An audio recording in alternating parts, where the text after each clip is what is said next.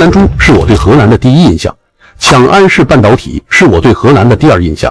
但是没想到荷兰人竟然把抢到的公司招牌当成宝贝，就像网友形容的，小时候不懂事去网吧下载游戏，把桌面会计方式拿走了，这不是一模一样吗？那荷兰人是只想要空壳招牌，不想要金库吗？不是，他当初为了抱美国大腿抢安氏半导体都没抢到金库，现在大腿跑了就更不可能了。不过荷兰这么做反而给我们带来了好处，是什么呢？咱们先细细分析荷兰抢安氏半导体这出大戏。在我看来，荷兰这回简直就是典型的小聪明办了大蠢事。他表面上摆出一副为了国家经济安全我必须出手的大义凛然样，但实际上这完全是一场在地缘政治钢丝上跳踢踏舞的投机行为，心里头打的全是自己的小算盘。这小算盘扒开来看看，无非就3件事。第一，他想给自己脸上贴金，提升在高科技圈子里的地位。安氏半导体是做车硅基芯片的龙头，技术和专利一大堆。荷兰心想着，我把这宝贝抢过来，我在欧洲半导体产业链里说话不就更硬气了？第二，也是更关键的一点，这是给美国大哥递头名状的。大家还记得光刻机巨头 ASML 的事儿吧？荷兰在限制对华出口上已经跟着美国走了好几回了，这次再表现一把，指望着美国大哥以后在贸易投资上能多分他点糖吃。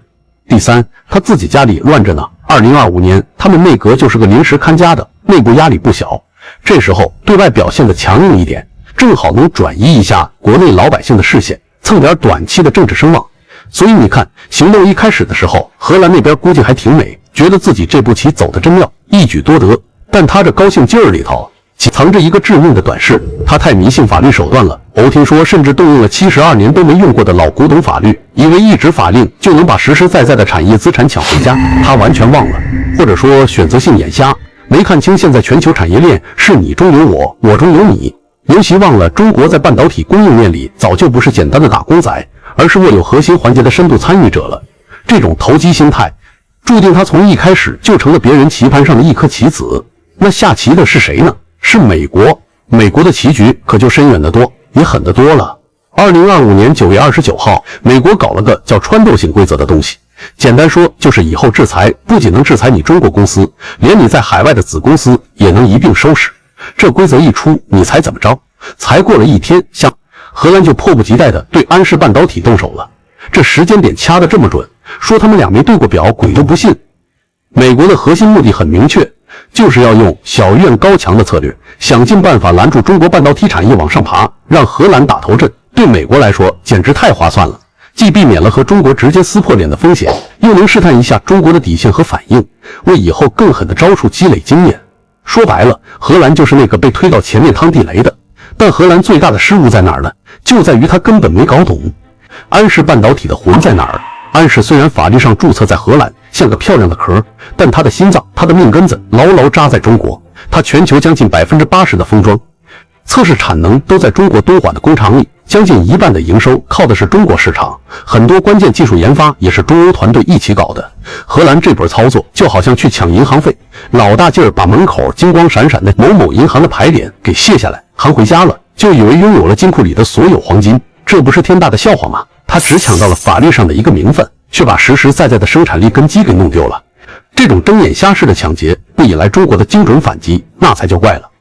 所以你看现在的荷兰就像下棋时那个自以为聪明猛冲过河的小卒子，看上去他好像抢先了几步，占了点便宜，但实际上早就掉进了别人设好的局里。他这么一闹，非但没把中国半导体怎么样，反而把西方阵营内部的不团结给暴露了。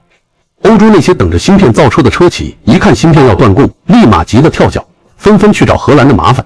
可就在这个时候，你猜美国大哥在干嘛？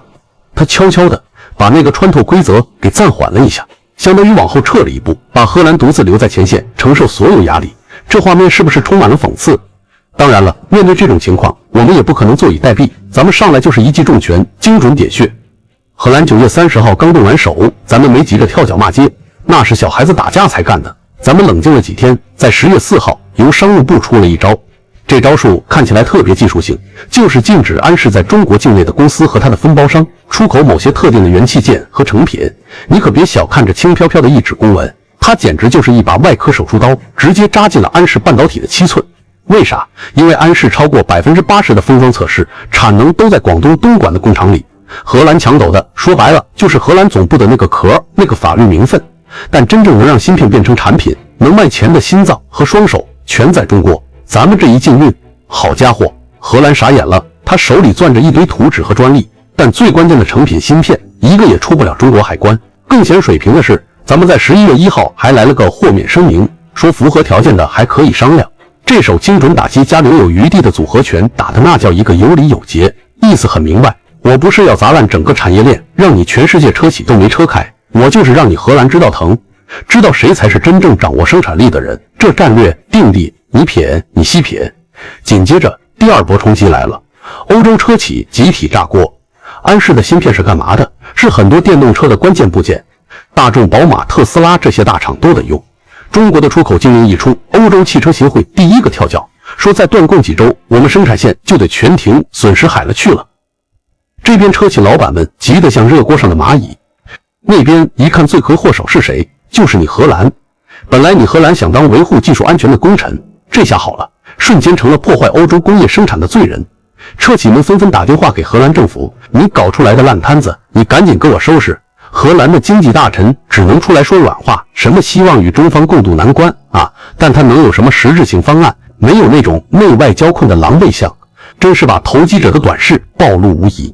但最绝的、最具有戏剧性的反转还在后头，就在荷兰被架在火上烤、焦头烂额的时候，你猜怎么着？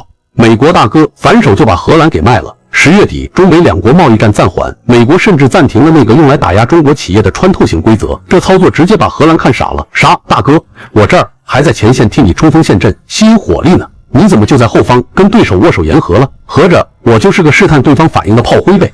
法院文件都显示，当初是美国怂恿荷兰去搞安氏的高管，现在中美关系一缓和，美国对荷兰的困境直接装看不见，甚至可能允许安氏荷兰总部向中国工厂恢复供应原材料，这卖队友卖的那叫一个干净利落。所以朋友们，这一连串的戏码看下来，说明了啥？首先，供应链才是真正的权利，你有图纸有专利固然厉害，但你能把东西造出来，能规模化生产，你才有最终话语权。中国这一手完美诠释了什么叫谁掌握制造，谁掌控局面。其次，所谓的盟友关系在利益面前脆弱得很。美国用实际行动告诉小弟们，跟我混可以，但别指望我真为你两肋插刀，关键时刻插你两刀倒是有可能。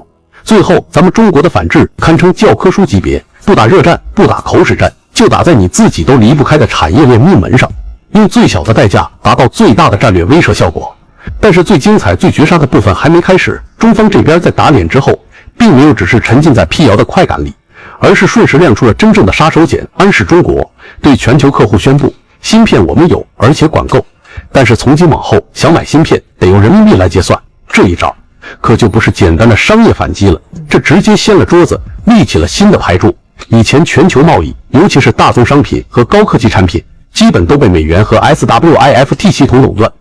美国动不动就能用这个系统来制裁别人，冻结别人的资金，相当于他手里握着终极武器。但现在我们要求用人民币结算，就意味着交易完全在我们自己的金融系统里完成。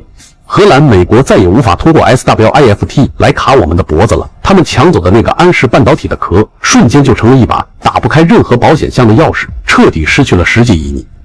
这一招人民币结算的战略意义有多深远呢？我给大家掰扯掰扯。首先，它构建了金融安全网，再也不用担心辛辛苦苦赚的钱哪天因为美国不高兴就被冻结了，这是实实在在的安全感。其次，它重构了市场规则。欧洲那些车企，比如大众、宝马，他们在中国市场赚得盆满钵满，手里大把人民币，所以一听这条件，眼皮都不带眨的，立马就签了新合同。而另一些没多少人民币储备的车企，直接就傻眼了，成了热锅上的蚂蚁。这就硬生生在欧洲企业里划出了一条线，有人民币和没人民币的待遇天差地别，这极大的加速了人民币的国际地位，从贸易货币向计价货币升级。更妙的是，这步棋可不是孤立的。就在差不多的时候，中国和韩国刚刚续签了高达4000亿元人民币的本币互换协议。这意味着啥？意味着人民币的朋友圈正在迅速扩大。当芯片这种被称为工业粮食的关键东西都开始用人民币交易时，美元霸权的根基可就真的被动摇了。